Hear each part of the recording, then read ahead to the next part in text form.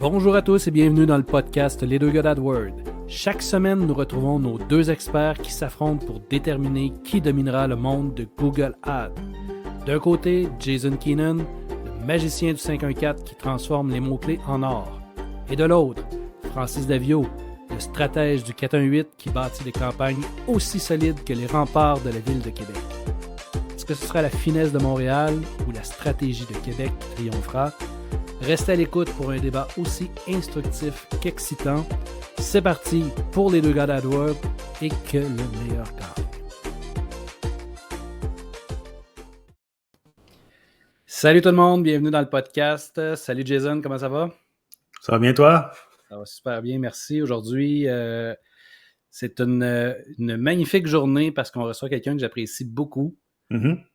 Natalia Mendoza, qui est une stratège en marketing numérique. Ça fait quelques années qu'on se connaît déjà. Salut Natalia, comment vas-tu? Très bien, et vous autres? Ça va bien, merci. Donc, comme je disais, ça fait quelques années qu'on travaille ensemble avec Natalia, une personne qu'on apprécie beaucoup, qui a un, disons, comment je pourrais dire, un edge supplémentaire sur tout ce qui est stratégique au niveau du marketing numérique par rapport à nous qui sommes un peu plus techniciens dans le monde de Google. Puis aujourd'hui, ce qu'on va faire, c'est qu'on va se parler davantage de stratégie globale. Mais avant ça, j'aimerais ça, Natalia, que tu te présentes un petit peu d'où tu viens, c'est quoi tes influences, puis juste faire un petit tour d'horizon là, pour que les gens sachent à quel point on a un invité de valeur aujourd'hui. Oh, c'est vraiment gentil. Donc, bonjour. D'où je viens? Je vis dans la région de Montréal. Yes! La finesse de la région de Montréal, du 54. Ça fait, écoute, je pense que ça va faire 13 ans que je fais du marketing numérique. Quand même. Donc, souvent, quand je rencontre des Gen Zers, ils disent que je suis vieille parce que ça fait 13 ans. Là. Donc, les premiers cours de Google Ads que j'ai eu à l'université en 2007. Quand même. Et après ça, je suis tombée en amour avec le numérique et je ne suis jamais sortie de là. Mais mes influences, là, c'est... Quand j'ai commencé ma carrière, j'ai commencé à travailler avec des détaillants.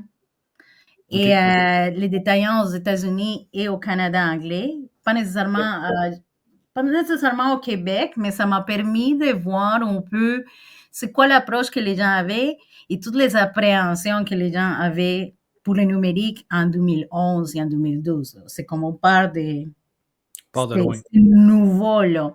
Donc, quand tu es arrivé avec des gens qui faisaient que du traditionnel, donc de l'affichage, la télé, la radio, et que tu disais, on a une nouvelle façon de faire la promotion, la publicité, c'est le numérique, et voici, c'est super mesurable. Les gens disaient, c'est pas mesurable, ça. Comment est-ce que je sais si la personne est venue chez moi, comme elle est venue à mon magasin ou quelque chose, il dit, mais c'est parce que c'est pas ça le bout. Avec l'affichage, vous n'avez pas une idée non plus. Avec la radio, la télé, vous n'avez pas d'idée. Avec ça, vous avez combien de gens ont visité votre site? Et ça, là, à ce jour, il y a des gens qui ne les comprennent pas. On parle 10 ans après. Là. Donc, ils ne comprennent pas. Donc, quand j'ai commencé ma carrière, j'ai commencé à travailler avec des gens comme ça. Donc, ça m'a permis de bâtir un genre de pédagogie pour les amener à comprendre pourquoi c'était une bonne idée. De juste pas abandonner le traditionnel, mais d'ajouter le numérique à leur stratégie et à toutes les mix, ce qu'on appelle les mix médias. Ouais. Donc, c'était vraiment intéressant et c'est comme ça que j'ai commencé. Est-ce que tu vois encore des réticences des gens? Plus que jamais. C'est surprenant quand même. Et ça change pas. C'est drôle parce que je travaille avec beaucoup de gens au sud des États-Unis. Et c'est des gens que je connais, ça fait 10 ans, là. C'est comme si le profil de la personne qu'on va aller aider, cibler, il n'a jamais changé. Il n'a pas changé. C'est tout le temps le même discours. C'est sûr que les gens avec lesquels je travaille, c'est souvent des gens qui ont un certain âge et que ça fait très, très longtemps qu'ils sont dans les marchés, qui travaillent, qui ont un magasin une PME, mais ça ne change pas. Là, tu vois leurs enfants ou quelqu'un qui est plus jeune arriver, il y a un petit peu plus de connaissances, mais une réticence. Donc, ça prend beaucoup de pédagogie pour les amener à comprendre c'est quoi le but de faire du numérique et pour les aider à juste faire un mix qui va être, comment je pourrais dire ça, qui va être efficace. Quand même. Moi, la chose qui me saute au visage, c'est que nous, on est tellement dans notre monde, on pense que tout le monde fait du numérique, que tout le monde fait de la publicité sur le web, mais ça reste encore quelque chose qui n'est pas adopté par tout le monde. Puis c'est plus du retail dans ton cas. Du commerce de détail, ouais. Commerce de détail. Et pourtant, avec Amazon qui est comme omniprésent, il me semble que le numérique, ça devrait être déjà très, très, très... il devrait être précurseur, mais non, on est encore 10 ans plus tard, puis tu as encore besoin d'expliquer c'est quoi la valeur de faire du numérique. C'est quelque chose. Et je pense aussi qu'une des choses que j'explique souvent, c'est si Wayfair et Amazon sont sur Google, vous pouvez aussi. Vous pouvez l'être aussi. Donc souvent, les gens y arrivent et disent, mais comment on fait une campagne shopping? Comment on fait pour apparaître avec, vous savez, dans les résultats, là, quand il y a les images avec les prix, vous pouvez les faire. C'est pas juste Wayfair qui les fait. Il y a une façon de les faire. Donc ça ouvre les horizons aux gens, mais ça prend beaucoup d'éducation et je dirais que c'est peut-être une question il y a tout le temps une résistance. Ouais. Il y a tout le temps la résistance. Et c'est ça qui est c'est tellement contradictoire parce que souvent, il y a des gens qui sont en business, qui ont géré une compagnie, une organisation, une entreprise depuis 40 ans. Ils font la publicité traditionnelle, mais les numériques arrivent, qui est quelque chose qui nous permet de mesurer tout, ou presque tout. Pas tout, mais presque tout. Il y a tout le temps une résistance. Tout le temps, tout le temps. Donc, ça c'est les genres de personnes avec lesquelles je travaille. Donc, je fais beaucoup, beaucoup d'éducation. Et souvent, je ris souvent de ça, souvent, la première chose que je fais, c'est expliquer c'est quoi un clic et une impression. Wow. Ça fait pas 10 ans, là. C'est quoi un clic et une impression? Quand il y a des gens qui connaissent pas. Quand les gens connaissent, ils disent, bon, mais je veux pas savoir c'est quoi un clic, je veux savoir c'est quoi une conversion. Donc, quand c'est une conversion, là, on parle d'un autre genre de personnes. Mais quand il faut que tu expliques c'est quoi un clic, une impression, tu te rends compte de la résistance.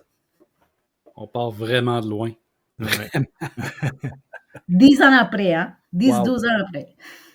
Ça m'impressionne. Ça me fascine de voir à quel point.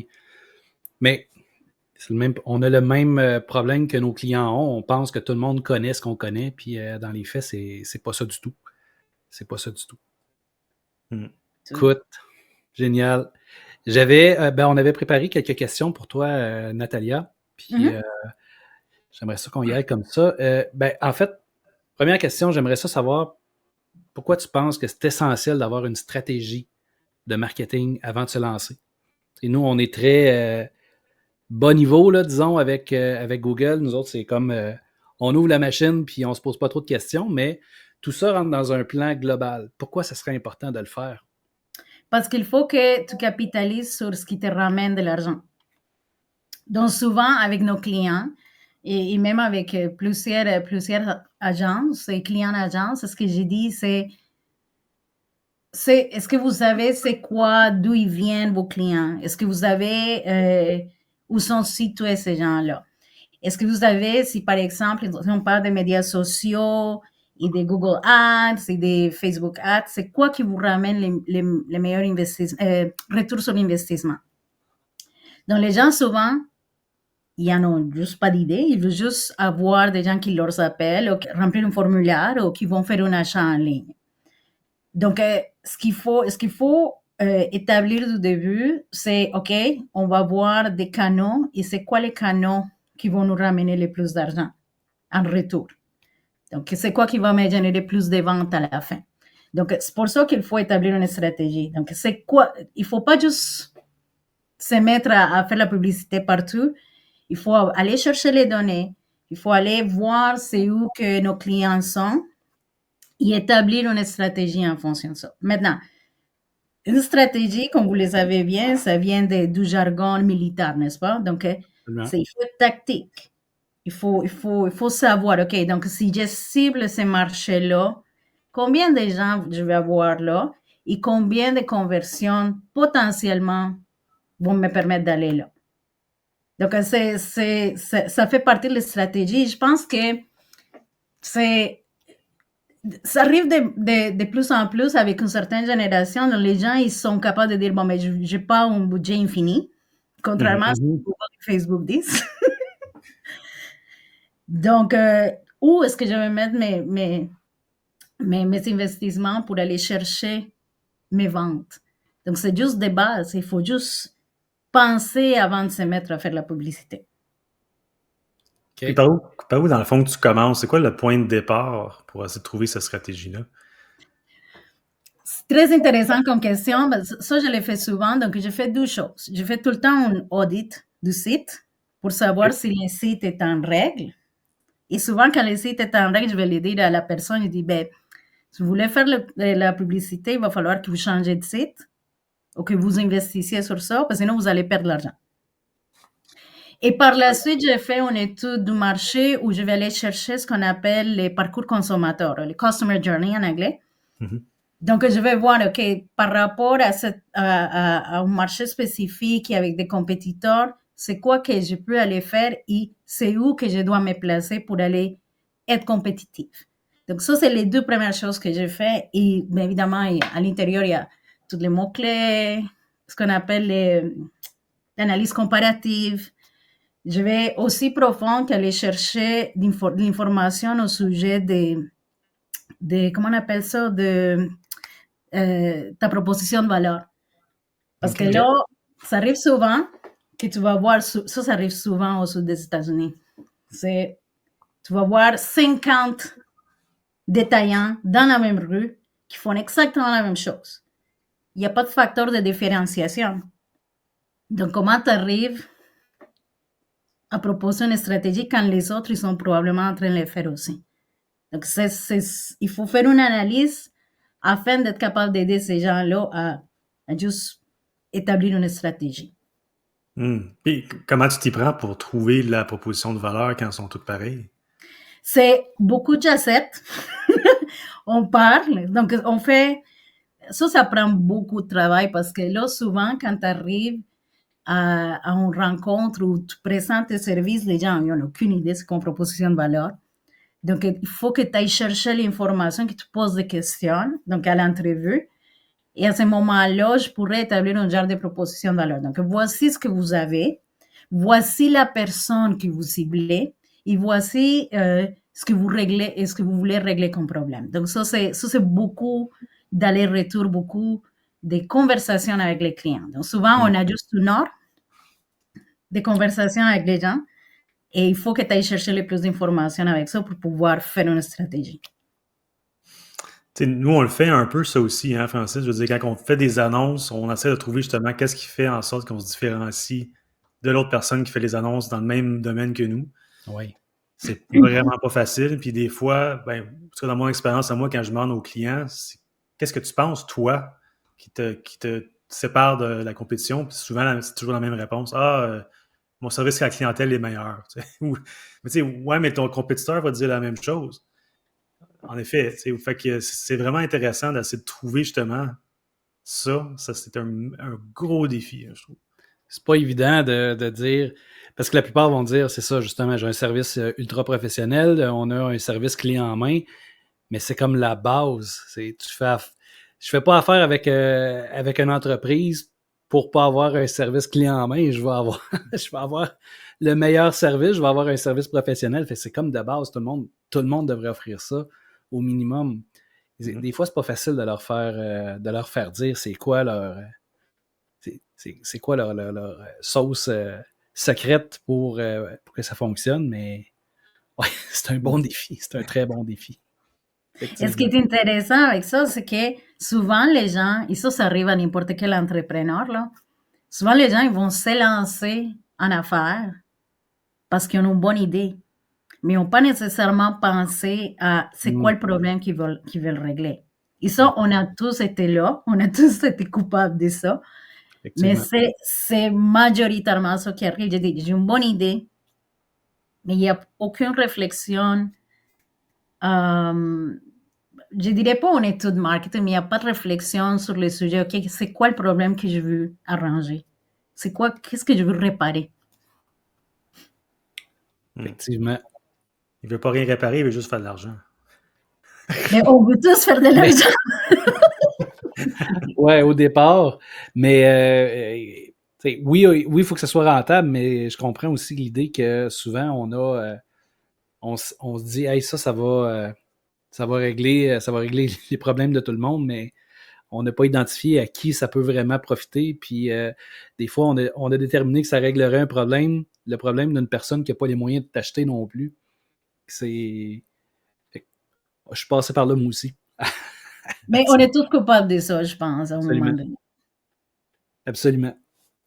Puis de nos jours, est-ce que tu penses que faut être omniprésent, faut être sur toutes les plateformes en même temps, est-ce qu'il faut être partout? Partout, c'est peut-être un gros mot. J'aurais dit, encore une fois, en fonction de ce qu'on a dit tantôt, c'est qu'il faudrait absolument regarder où les compétiteurs sont pour pouvoir être compétitif. Donc, par exemple, si moi, je suis une agence de marketing numérique qui, je ne sais pas, disons Laval, par exemple, et qu'il y a plusieurs agences de marketing numérique à Laval, il faudrait que j'aille voir qu'est-ce qu'ils font. Donc, tu fais une analyse comparative, une analyse compétitive, pour savoir si je dois me positionner ou si je dois me placer là pour aller chercher ma part du marché. Donc, moi, je dirais, partout, c'est un gros mot. Ça pourrait être une réponse. Oui, mais où est-ce qu'ils sont mes compétiteurs? Comment est-ce que je peux aller me placer pour aller chercher ma part du marché? Puis, c'est intéressant ce que tu amènes là. Est-ce que parce qu'un compétiteur est sur une plateforme, il faut absolument aller au même endroit puis essayer de se battre là, ou il faut être un petit peu plus créatif ou plus stratégique puis essayer de trouver quelque chose qui est moins exploité, qui va nous demander peut-être moins d'énergie ou moins d'investissement pour se positionner? C'est le genre d'analyse que tu fais, ça, j'imagine? Oui, c'est ça. C'est une très bonne question parce que souvent, par exemple, disons, si je suis un magasin de meubles et que mon compétiteur, c'est Home Depot, ils vont être partout. OK? Mais il y a des fois où Home Depot, il ne couvre pas certains canaux en médias sociaux où tu pourrais aller faire de la publicité payante et te positionner.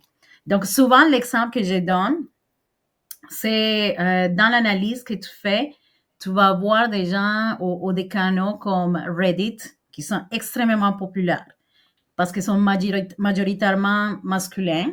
C'est des hommes blancs ou caucasiens qui vont là, des hommes entre 25, je dirais 20, 45, 50 ans, qui aiment aller là à cause du contenu. Donc, je dis, ben, pourquoi pas faire une stratégie de contenu qui va aller chercher ces gens-là qui sont, et que selon l'analyse, c'est des endroits où ils sont, ils pourraient ramener un retour sur l'investissement. Donc, ça arrive souvent. Donc, tu peux aller chercher des insights avec cette analyse-là pour aller chercher l'endroit où les autres ne sont pas. Effectivement. Et dans le fond, Reddit, est-ce que c'est populaire au Québec aussi? Ou c'est plus américain, j'ai l'impression? Non, Reddit est très populaire au Québec parce qu'il y a beaucoup de... Et là, je l'ai dit à cause des analyses que je fais depuis tellement longtemps. C'est des hommes caucasiens entre 25 et 40, 45 ans qui ont décidé de quitter Facebook parce qu'ils étaient juste tannés de Facebook. Mm-hmm. Et au lieu d'aller sur Twitter, parce que X maintenant, là, qui est payante, ils ont décidé d'aller sur Reddit parce que le contenu est plus agréable, la façon d'interagir est meilleure. OK. Donc, ils quittent. Et on peut faire la publicité sur Reddit, mais je ne suis pas certain que la publicité sur Reddit va amener de quoi parce que les gens, ils cherchent à ne pas se faire déranger. Mm-hmm. Donc, ce qu'il faut faire, c'est aller rendu là. Je dis, ben, ce que vous pourriez faire, c'est une stratégie de contenu, développer du contenu pour aller engager les gens. Ça, c'est plus du long terme parce qu'on parle de médias sociaux, le rendu là, mais c'est une avenue possible. Oui, OK, je comprends l'idée. Fait que tu vas, mais tu vas créer du contenu, ce qui va faire en sorte que ça va faire augmenter un peu ta notoriété, ta présence, puis ensuite, ça, on peut rattraper ça avec soit de la publicité, soit du référencement naturel, puis on est Exactement. capable de le mesurer, même si c'est pas un retour direct de cette C'est façon-là. exactement ça. Exactement. C'est un peu ce que TikTok fait. Ce que TikTok fait, C'est vrai. c'est vraiment de la visibilité. Et après ça, tu vas capitaliser sur Google, par exemple. C'est Google qui va ramasser ce qu'on appelle la conversion. Mais c'est exactement ça qu'ils font. Intéressant. Puis, côté Google Ads, fais attention à ta réponse. Les deux gars d'AdWords. Est-ce que ça vaut le coup? Est-ce que ça fait partie d'une stratégie qui t'appliquerait presque à tout le monde? C'est un incontournable, Google. Ah, bonne réponse. C'est un incontournable. On t'envoie ton chèque tantôt, merci. Merci de ma paye. C'est un incontournable. Tu peux pas ne pas être sur Google. Que ça soit organique, ou que ça soit organique, c'est, comment on dit en anglais, mandatory. C'est un incontournable. C'est obligatoire quasiment. Sur Google Ads, tu n'as pas le choix. Parce que si tu ne prends pas l'espace, quelqu'un d'autre va le prendre. Donc, souvent, ce que je dis aux clients, je dis, il faut que vous soyez au moins sur un endroit. Si vous avez les budgets pour ça, il faut être là. Si vous avez plus de budget, soyez sur 12 endroits. Là où vos clients sont, que c'est souvent Meta et Google. Oui, c'est ça. Ajouter Canon, au besoin. Mais c'est les deux plus gros endroits. Là. Donc, il faut absolument que tu sois sur Google, au moins pour prendre la place, parce que si tu ne les fais pas, je te garantis qu'il y a quelqu'un d'autre qui va les faire avec tes mots-clés. Mm-hmm. Puis ça dépend de l'industrie, mais sur Google Ads, tu n'as pas besoin d'avoir un budget de fou non plus pour commencer. C'est possible de commencer avec un budget très raisonnable, puis de grossir avec ce budget-là, d'en rajouter un peu plus si ça va bien. Fait qu'on peut, je ne sais pas si tu es d'accord, c'est une bonne façon de découvrir un peu ton audience, bonne façon de découvrir un peu le trafic que ça peut générer avec un tel dollar X. C'est quand même... Moi, je pense que moi aussi, j'irais sur cette plateforme-là quasiment en premier temps, plus que Meta, juste parce que sur Google, au moins, tu sais que si quelqu'un clique sur ton annonce, tu vas payer pour ce clic-là, tandis que Meta, c'est un peu différent. Oui, c'est ça. Meta a ses avantages, mais moi, ce que je vois souvent, c'est que, par exemple, sur Google, ça va prendre un petit peu plus de temps à avoir un retour, mais tu es certain que tu vas avoir des gens qualifiés ou des clients qualifiés ou préqualifiés, disons. Sur Facebook, les clients ne seront pas aussi qualifiés, donc la qualité du lead ou la qualité du client il sera plus basse. Parce qu'ils ne sont pas en train de chercher. C'est ça. Qu'est-ce qu'on fait sur Facebook quand on va sur Facebook? Scroll. Infinite scroll. Donc, c'est vraiment ça. Et souvent, je l'ai dit aux gens, je dis, vous savez, c'est quoi la première chose que quelqu'un fait au moment d'avoir un trigger? On a déjà parlé, par exemple, du messy middle, vous vous souvenez? Oui. Que les clients ont un trigger et après ça, ils rentrent sur un loop infini de considération, exploration. Et là, souvent, ce que je dis aux gens, c'est qu'est-ce que vous pensez que c'est la première chose que quelqu'un fait quand il a besoin de quelque chose?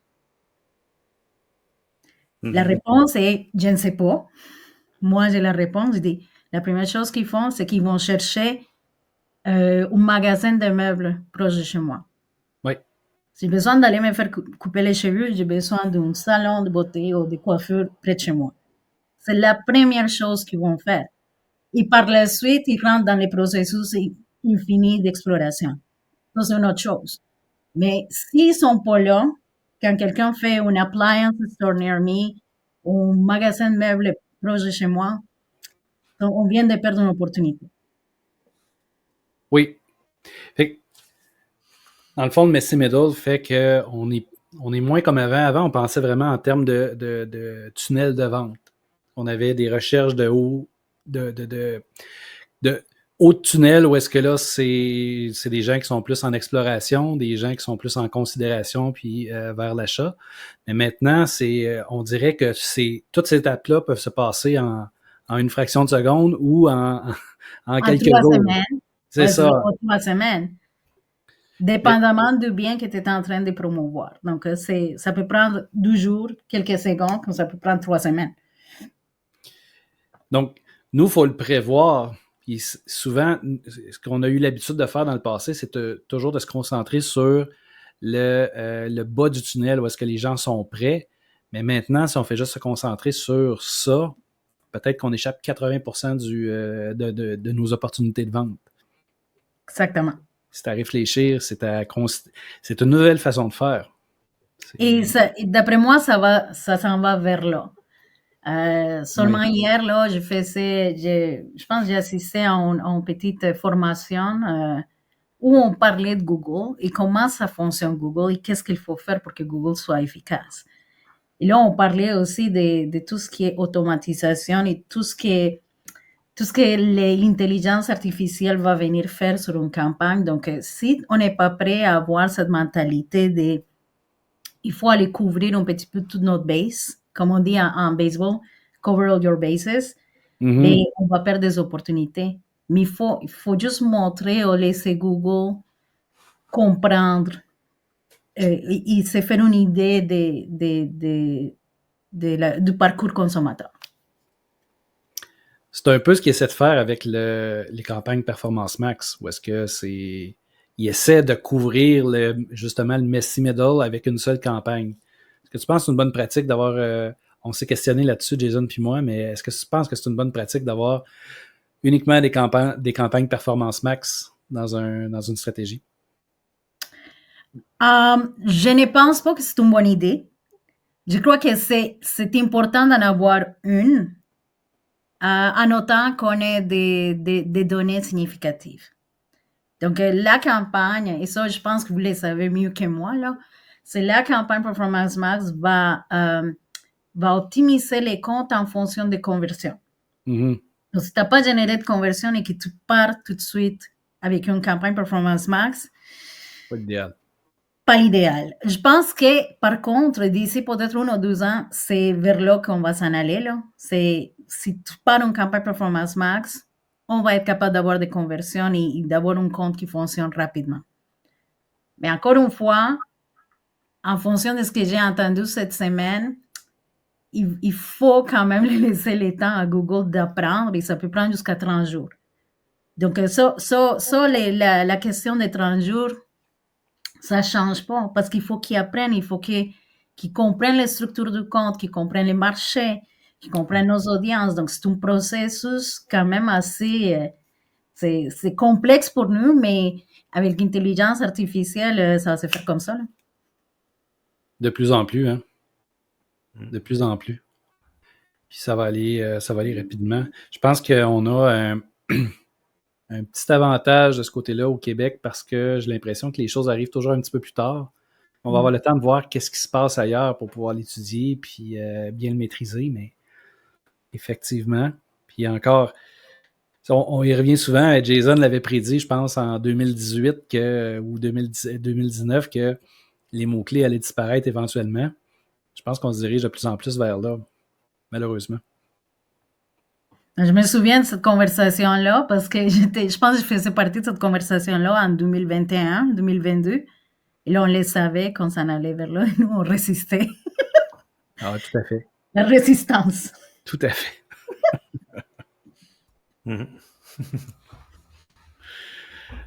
Écoute, super. Ça fait déjà 30 minutes qu'on jase, puis je pense qu'on a à peine effleuré les sujets qu'on voulait se discuter. Ça serait...